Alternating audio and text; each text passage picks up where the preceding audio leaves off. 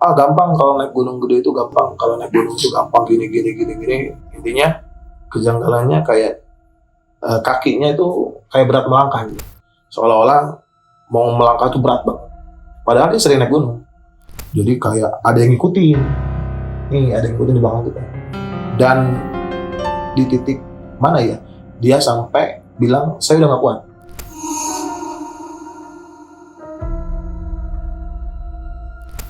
Makin nanjak ternyata kabut turun.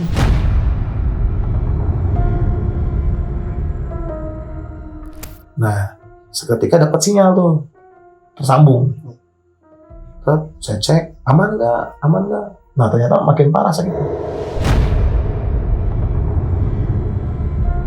Oke lah, dari kejadian ini saya juga merasa menyesal gitu.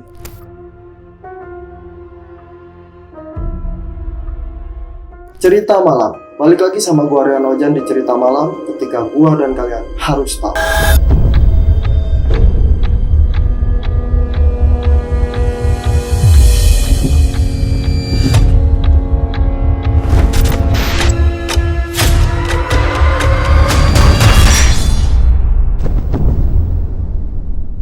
Oke, malam ini gue kedatangan salah satu tamu yang bakal cerita tentang pengalamannya. Penasaran kayak gimana ceritanya? Langsung aja kita ajak kenalan. Kenalin, nama gua Iman. Mau ceritain tentang pendakian dulu kalau nggak salah tahun 2019 di bulan Juni. Jadi dulu tuh ada semacam kayak kejanggalan gitu dari awal mulai mau mendaki dan sampai pendakian di perjalanan sampai puncak juga banyak hal-hal yang nggak masuk di akal lah. Seperti itu. Ditahan dulu ceritanya. Buat teman-teman di luar sana, jangan lupa support channel kita dengan cara di like, komen, dan subscribe. Berikut ceritanya.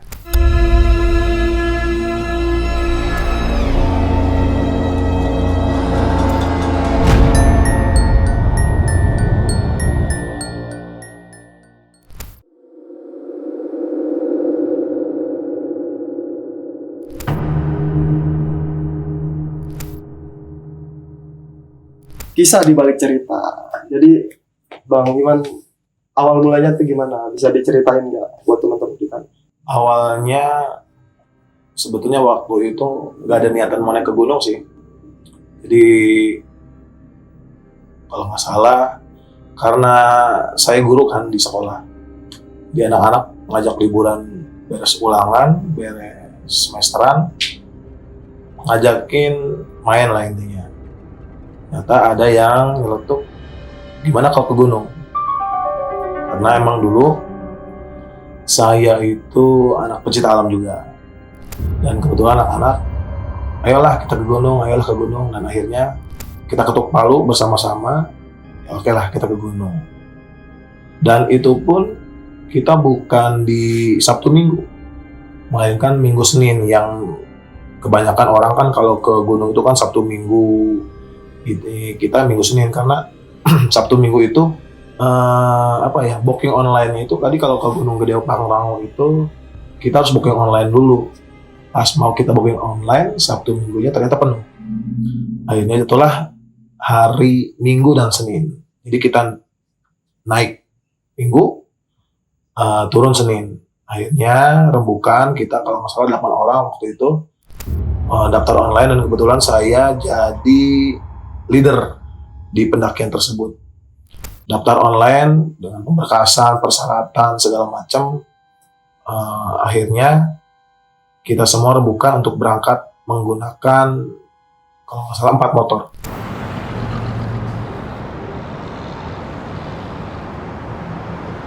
Kita dari sini, dari Banten, berangkat menuju Gede Pangrango itu naik motor semuanya, 4 motor. Dan itu pun berangkatnya kita dini hari. Kita konvoy berangkat di base camp dengan perlengkapan yang sudah disiapkan, tenda segala macam serta perlengkapan logistik itu udah disiapkan semuanya. Kalau nggak salah waktu itu kita berangkat jam 1 dini hari. Malam ya, Bro? Malam. Karena kita ngejarnya kan di sana kita hari Minggu ya. Iya. Di satu biar nggak panas juga, biar nggak macet, karena kan tahu sendiri daerah Bogor sering macet. Jadi akhirnya kita putuskan berangkat Minggu dini hari. Minggu dini hari kita berangkat jam 1 jalur Jasinga. Pokoknya ya dari awal sebelum pemberangkatan kita briefing dulu segala macam. Nah di situ sudah mulai nih, kayak bukan kejadian sih. Jadi ada beberapa murid saya yang bilang, karena dia juga sering naik gunung, gampang kalau naik gunung gede itu gampang, kalau naik gunung itu gampang gini. Intinya intinya dia itu menggampangin lah. Jadi ucapannya menurut saya itu belum bisa dijaga. Saya bilang begini, hati-hati kalau ke gunung, ucapan kita harus dijaga, dan sopan santun kita, tata krama kita harus dijaga intinya. Nah ketika dibilang seperti itu, dengan gampangnya, kemarin juga gue naik gunung gini, gampang lah pokoknya. Ternyata orang tersebut lah yang ada tragedi di sana gitu. Oh, yang ngalamin sesuatu di sana. Kita berangkat, oke lah. Di sana kita belum ada kejadian apa-apa ya sampai base camp Cibodas. Waktu itu kita mendaki naik Cibodas, turun Cibodas lagi. Jadi kita nggak lintas. Ya, dimana jalur Cibodas itu ya lumayan berat, dan itu mereka banyak pemula juga. Ya, ada sih beberapa orang yang sudah pro, ada juga yang pemula lah, baru pertama kali naik gunung. Yang pertama kali yang biasa-biasa aja. Malahan yang tadi yang saya bilang yang udah pernah naik gunung, malah dia yang ucapannya tidak bisa dijaga.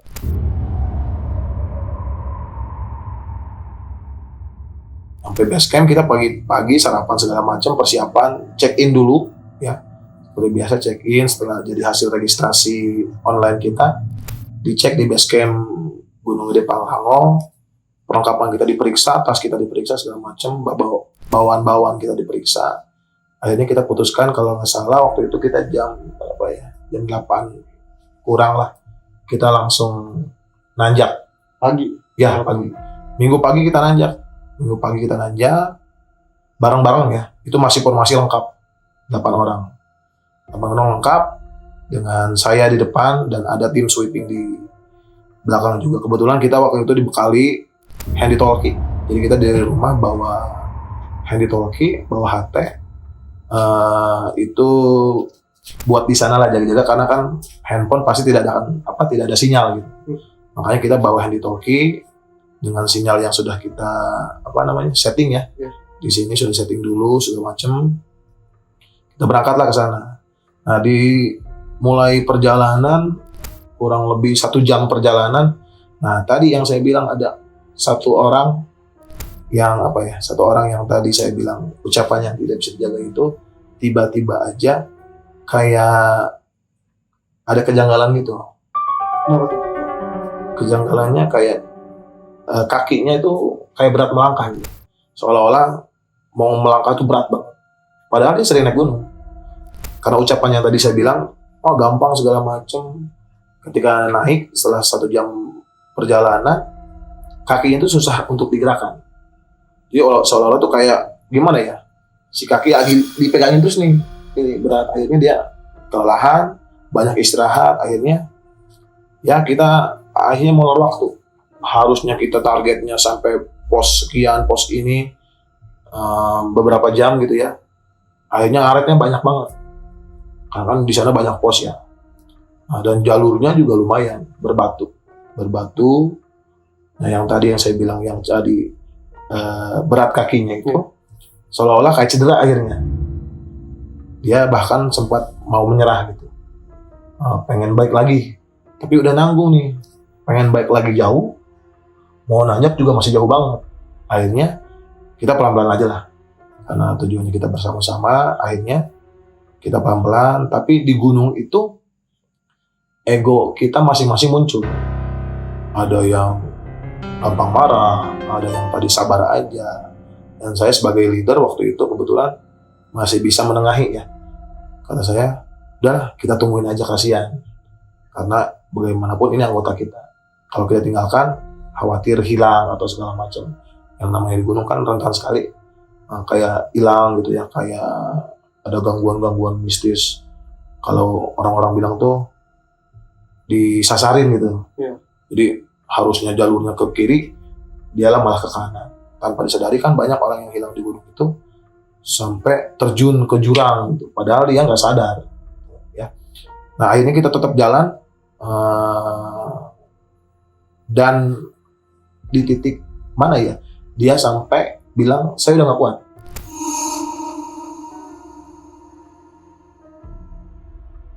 Kaki saya udah nggak kuat. Padahal udah kita kasih suplemen, madu segala macam. Tetap dia udah kalian duluan aja. Akhirnya dia mau bilang bahwa saya di belakang aja, tapi temenin. Oke lah. Akhirnya saya memutuskan sebagai leader kita bagi 2 tim. Bagi 2 tim. Saya bilang janganlah, kita 1 tim aja nggak apa-apa. Kita bagi 2 tim aja. Saya akan memberatkan kalian kalau kalian nunggu saya. Nah di situ saya sudah berpikir, oh apakah ini karena ucapan dia yang tadi, yang sebelumnya gitu ya. Sebelumnya kan dia bilang naik gunung itu simple, gampang, mudah segala macam. Ternyata kan dari ucapannya itu terbukti di sana, ya. Terbukti di sana jalan nggak bisa cepat akhirnya. Kakinya tuh berat untuk melangkah pokoknya. Jadi nggak bisa cepat kayak biasanya jalannya. Padahal dia sering naik gunung. Tapi dia emang nggak ada kendala, maksudnya nggak ada yang secara jatuh gitu, nggak ada sih pas naik itu. Kalau selama perjalanan itu dia nggak jatuh sih. Padahal beban berat carrier dia itu nggak terlalu berat juga. Kebetulan kan kita bagi-bagi ya. Ada yang tim logistik, ada yang tim kayak bawa tenda, kayak peralatan gitu kan. Itu kita bagi-bagi. Dia tuh nggak kebagian-bagian, dia tuh cuma bawa barang pribadi dia aja. Tapi Ya. tiba-tiba kakinya berat. Tiba-tiba itu kakinya berat banget untuk melangkah gitu. Bahkan tanjakannya tuh nggak seberapa, padahal yang bagian pos-pos sebelumnya dia udah bilang kaki saya udah nggak kuat, udah lemes, kaki berat, bahkan sampai kayak kunang-kunang gitu. Pokoknya udah kayak orang mau pingsan lah. Yang lama istirahat, akhirnya diputuskan seperti tadi yang dibagi 2 tim itu. Nah dibagi 2 tim, akhirnya saya putuskan yang bawa peralatan dan bawa logistik kita duluan. Tujuannya itu biar nyampe di sana kita dirikan tenda, masak, dan mereka yang di belakang datang tinggal makan. Gitu. Nah akhirnya saya putuskan saya bawa peralatan, ternyata logistik tertinggal. Kok bisa? Tertinggal di tim yang kedua. Harusnya logistik itu kan dibawa. Karena kita tujuannya mau mendirikan tenda, masak. Ternyata logistiknya itu ada tim yang satu lagi yang di belakang. Itu miskomunikasi atau gimana? Nah, kayaknya sih logistik kan dibagi 2. Iya. Logistik berat, logistik ringan. Jadi logistik berat itu yang kayak beras, ikan segala macam buat masak makan kita lah. Itu tertinggal yang di carrier yang di tim satu lagi. Yang kita bawa cuman kayak makan-makan kecil aja. Akhirnya dengan keadaan perut lapar, kita udah hilang konsentrasi lah. Perut lapar, haus. Bahkan karena banyak pemula yang naik gunung, saya bebankan waktu itu 1 orang membawa aqua botol yang ukuran segini nih. Iya. Gede ya. Tujuannya kan kita biar bisa diawet-awet sebetulnya, bukan untuk dihambur-hambur. Ternyata saking banyaknya pemula, itu kalau nggak salah di antara 8 itu pemula ada 5. Pemula yang baru banget naik gunung ya. Mereka simpan air di dalam carrier mereka dengan dihambur-hamburin tuh. Saya biar enteng kata tasnya. Diminum, itu jalan. Akhirnya habis sebelum nyampe puncak. Padahal di puncak Gunung Gede itu susah air. Yang ada airnya ada di Taman Surya Kencana, Taman Edelweiss. Ya. Kita bagi 2. Akhirnya saya putuskan saya duluan dengan komunikasi pakai HT tersebut, pakai ditologi. Terus kita sampai kalau nggak salah di mana ya, Pos Badak mana gitu. Kita buat bipak gitu ya, tenda sementara karena cuaca sudah sedikit berkabut. Kalau nggak salah itu udah mau sore sih di Pos Badak. Dengan maksud saya tungguin mereka yang tadi kelompok 2 nyusul gitu. 1 jam kita nunggu di situ tidak ada aja. Saya cek heli talkie, tidak nyambung frekuensinya, nggak nyampe. Entah lowbat, saya nggak tahu ya waktu itu. Karena kita kan terpisah. Kita akhirnya, ya walaupun di gunung, banyak orang di pos itu, banyak orang sampai bilang, Mas mau muncak sekarang apa besok pagi? Saya bilang begini, masih lama nggak? Dikit lagi sih, katanya gitu kan. Saya ngobrol dulu sama orang-orang yang naik gunung juga ada ya. Saya bilang gini, nanya ke teman-teman, gimana kita mau lanjut atau nunggu dulu atau kita dirikan tenda di sini? Nah, kalau saya pribadi pengennya waktu itu buat tenda di situ, karena kan sebagai leader pengen nungguin yang tadi ya, yang sakit itu. Sakit, dia udah, kalau nggak salah udah ngerasa badannya udah nggak enak banget waktu itu. Kita akhirnya buat tenda sementara, masak-masak kecil lah, kayak goreng sosis segala macem gitu ya. 1 jam, 2 jam tidak ada. Akhirnya kita putuskan lagi.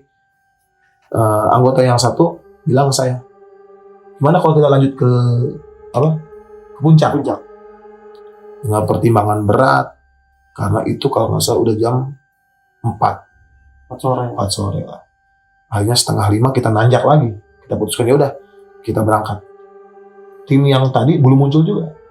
Sudah 2 jam kita nunggu, belum muncul juga. Akhirnya kita berangkat dengan gerimis ya. Posisi itu gerimis waktu itu. Gerimis, sore jam 4, hampir jam 5 kita nanjak. Nah, makin nanjak ternyata kabut turun.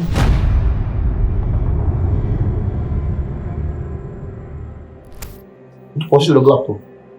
Udah gelap, pandangan juga terbatas. Jaraknya terbatas. Udah gelap, kita berempat, 4 orang dong naik. Kita berempat naik, nanjak ke atas.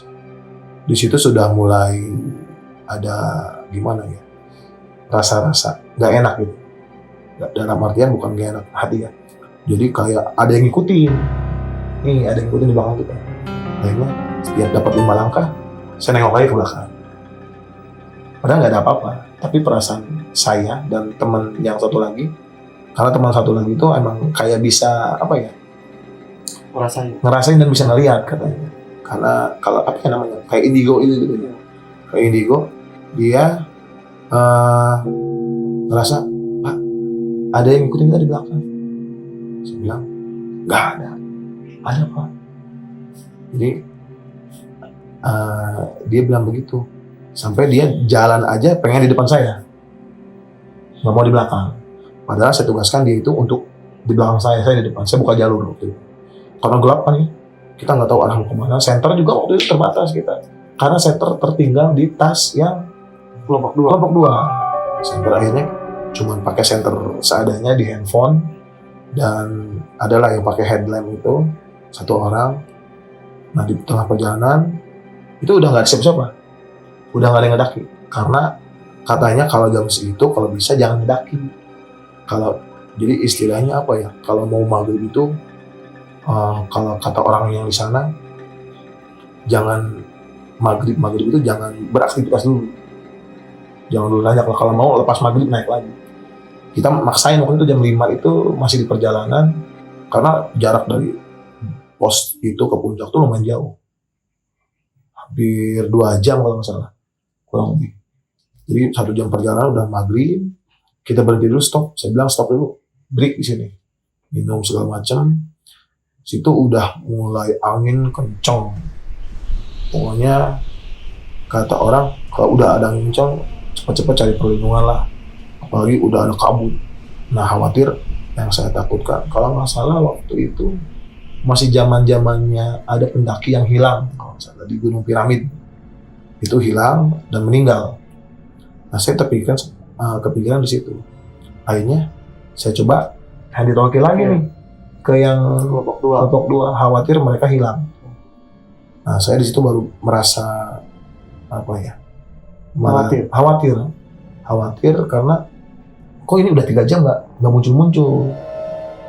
Nah seketika dapat sinyal tuh tersambung. Saya cek aman nggak, Nah ternyata makin parah sakitnya.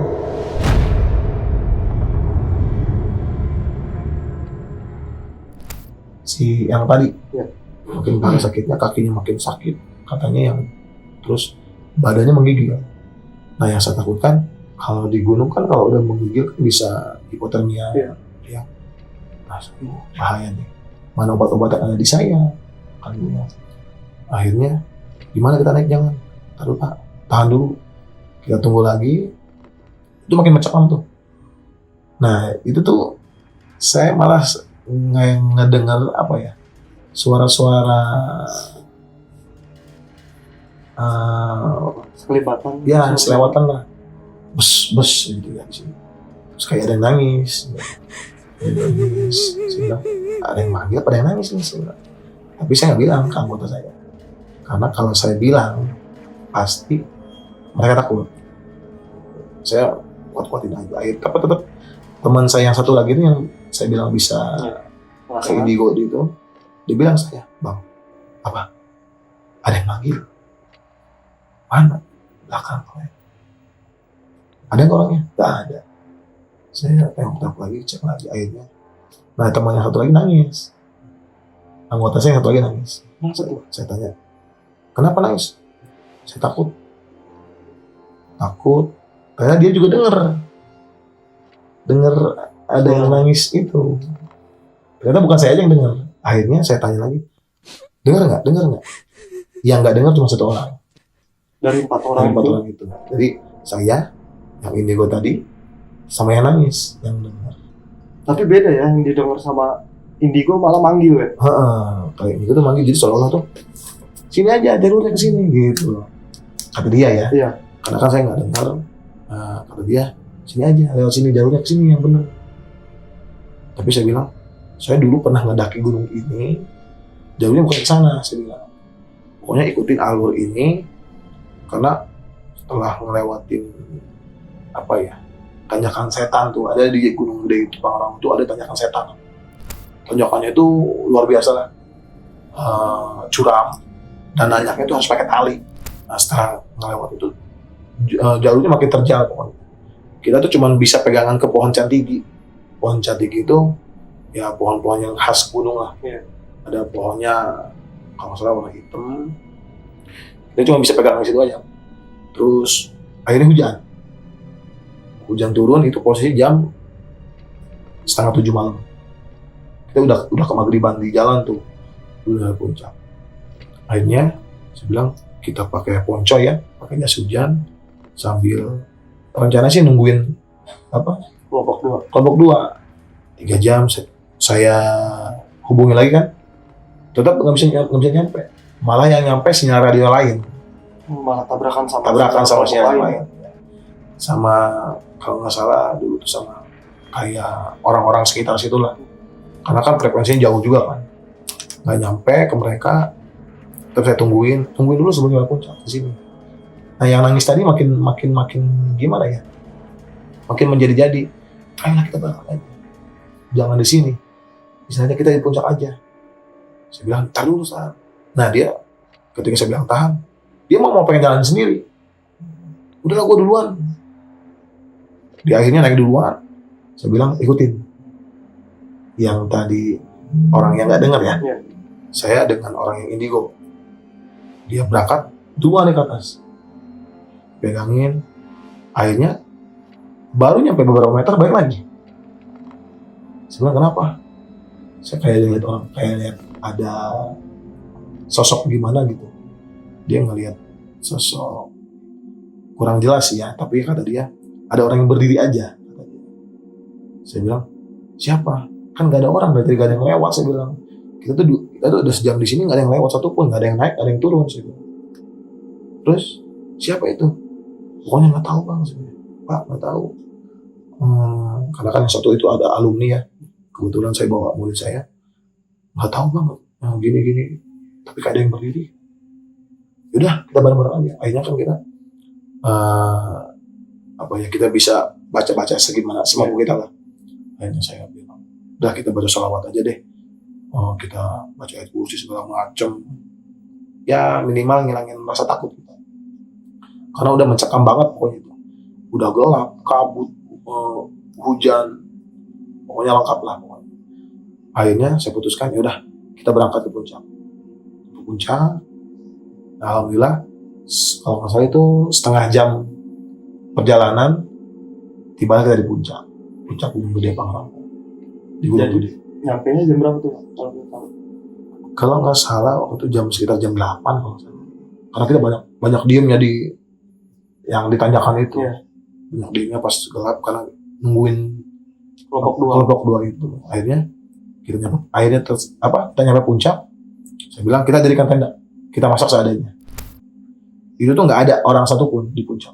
Jadi nggak ada orang yang lagi dirikan tenda karena jarang banget orang bikin tenda di puncak Gunung Gede. Kebanyakan bikin tenda peristirahatan itu di Surya Kencana, di Taman Surya Kencana itu dalam alun Surya Kencana itu ada di bawah lagi. Nah, rencana saya itu nyampe puncak kita nggak bikin tenda, tapi turun lagi ke Surya Kencana. Iya. Ternyata waktu kan udah malam juga. Saya putuskan kita bikin tenda di sini. Harus di sini. Saya bilang, "Pak, nggak ada air di sini, nggak apa-apa. Kita bertahan survival seadanya lah." Gitu kan. 1 jam kita nungguin, jam 9 nggak ada aja nih. Kelompok 2 itu. Kelompok 2. Sampai jam 10, setengah 11 sudah sampai. Kita tungguin. Akhirnya teman saya, bukan teman ya, yang alumni itu, "Bang, gimana ini? Takut mereka salah jalur atau gimana gitu kan." Karena kan kekhawatiran kita ada ya, yang namanya di hutan, di gunung kayak gitu. Apalagi dengan kejadian yang dia tiba-tiba nggak bisa jalan gitu kan. Akhirnya saya putuskan, ya udah kita doa bersama aja deh.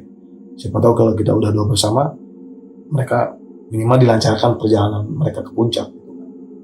Akhirnya kalau nggak salah jam 11 malam. 11 malam kita beres masak kecil. Akhirnya ada cahaya center tak. Saya bilang, "Siapa?" Saya kan teriak, "Oi, pasukan." Saya bilang, saya center si ke arah dia juga. Nah, alhamdulillah setelah kita tadi doa bersama segala macam, akhirnya mereka datang juga. Gitu kan. Saya interogasi segala macam, ada kejadian apa aja segala macam. Ternyata dia mengalami hal yang sama kayak kita ditanyakan yang tadi itu. Ngerasa dan bahkan ada yang melihat seperti itu gitu ya. Akhirnya saya bilang gini, saya kasih kayak semacam kita evaluasi lah ya. Sebelum tidur kita evaluasi dulu. Oke lah, dari kejadian ini saya juga merasa menyesal gitu ya, tinggalin tim mereka. Jadi saya bilang cukuplah sampai di sini, saya nggak akan ninggalin kalian, saya gitu kan. Saya sebagai leader saya minta maaf. Saya juga merasa berdosa kan, karena itu kan murid-murid saya. Ada yang murid saya yang sakit, apalagi yang kakinya sakit itu. Saya bilang begini, kamu nanti lain kali kalau misalkan mau kemana-mana, jagalah ucapan. Saya bilang, itu dari ucapan kamu tuh seperti itu akhirnya. Apa yang kamu rasain? "Pak, kaki saya yang kanan serius Pak, ada yang megangin." Jadi soalnya tuh kalau jalan tuh keseret-seret, berat banget. Padahal dia bebannya diambil. Ternyata si carry itu di perjalanan diambil alih sama temannya satu lagi. Saya bilang, "Carry kamu mana?" "Dipegang Pak sama teman yang lain." "Terus kamu bawa apa?" "Saya bawa badan doang." Segitu bawa badan doang, dia tuh langkah dia berat banget. Kayak ada yang megangin aja gitu. Saya bilang, "Terus kamu ngeliat nggak yang megangnya?" "Enggak, tapi terasa gini," katanya. Ada yang lupa. Jalan tuh berat. Akhirnya kita putuskan, udah kita camp di sini. Sebelum mau tidur pun kita doa lagi sama mereka yang berat. Kita masak segala macam, persiapan tidur, dan alhamdulillah sampai besoknya pagi kita sunrise tidak ada kejadian apa-apa lagi. Setelah saya bilang, ayolah kita minta maaf sama diri sendiri, kita introspeksi diri lah. Dengan kejadian-kejadian yang kita alami tadi, walaupun kita tidak kayak orang-orang kan kalau ke gunung katanya wah segala gini, tapi alhamdulillah ketika saya dan tim ke gunung ya hanya itu yang kita alami, yang tadi kejadian yang apa sampai dia nggak bisa jalan gitu, cedera.